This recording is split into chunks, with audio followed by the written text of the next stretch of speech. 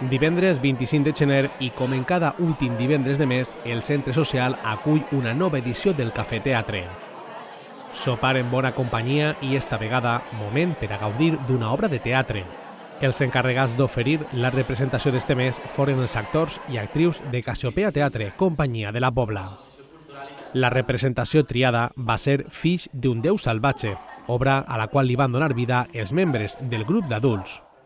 Segona vegada que s'interpretava esta obra per part de Casiopea en la Pobla, ja que després de molt de temps de preparació pogueren fer l'estrena fa uns mesos a la Casa de la Cultura, concretament el dia 7 de juliol de 2018.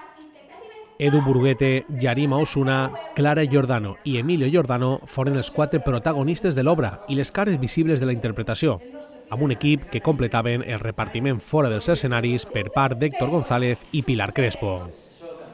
Fills d'un Déu Salvatge tracta al voltant d'una història de dos matrimonis que es reuneixen per a parlar sobre la disputa que han tingut els seus fills en un parc.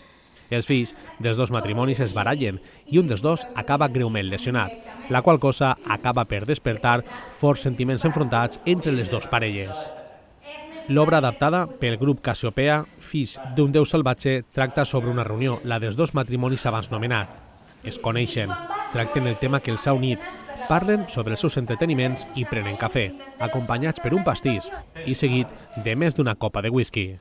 La típica vesprada lliure que un pot passar en bona companyia, només que així tot aquell ritual costumista adquireix un matís nociu i malaltís a mesura que avança la conversa. L'obra va tenir moments divertits que van fer gaudir a tots els que s'acostaren al Centre Social a esta nova edició del Cafè Teatre. El divendres 22 de febrer tornarà una nova edició del Cafè Teatre. Eixa nit, nova oportunitat per a gaudir d'una interpretació teatral.